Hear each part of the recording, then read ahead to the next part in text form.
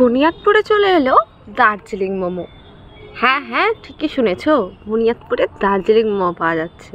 কোথায়? এই যে দোকানটা দেখছো, মাই মোমো। আজকে আমি আর মা চলে এসেছিলাম এই দোকানটায়। আমাদের ফার্স্ট ইচ্ছে ছিল আমরা একটু ব্লাউজ কর্নারের ব্লাউজ কিনবো, কিন্তু এখানে এত সুন্দর করে মোমো বানাচ্ছিল যে নজর এখান থেকে যাচ্ছিলই না। এই মোমোর দোকানটা গত মাসের 18 তারিখে খুলেছে, তো অনেক খোঁজ পেয়েছিলাম কিন্তু আশাই হচ্ছিল না। এখানকার যে স্টাফগুলো দেখছো, দুজন যে বানাচ্ছে তারা কিন্তু দার্জিলিং থেকে এসেছে। আর মোমো বানানোর যে একটা প্রসেস সেটা কিন্তু অসাধারণ। পুরো এখানে আমি একটা ছোট ক্লিপ দিয়েছি, তোমরা দেখবে।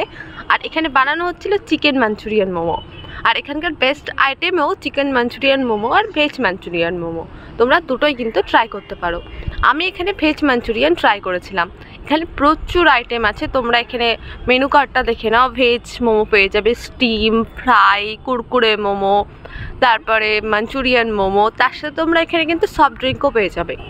পাহাড়ি মোমোর টেস্টই তো আলাদা, সেটা যদি বুনিয়াদপুরে পাওয়া যায় সেই সুযোগ কি কেউ হাতছাড়া করে? আমিও করিনি। তো আমার জন্য এখানে হয়ে গিয়েছিল ভেজ মাঞ্চুরিয়ান মোমো। দেখেই কেমন লোভ লাগছে না? হ্যাঁ হ্যাঁ, আমারও লাগছিল। ওখানে দাঁড়িয়ে গন্ধে গন্ধে মনে হচ্ছিলো ইস কখন হবে আর কখন খাবো।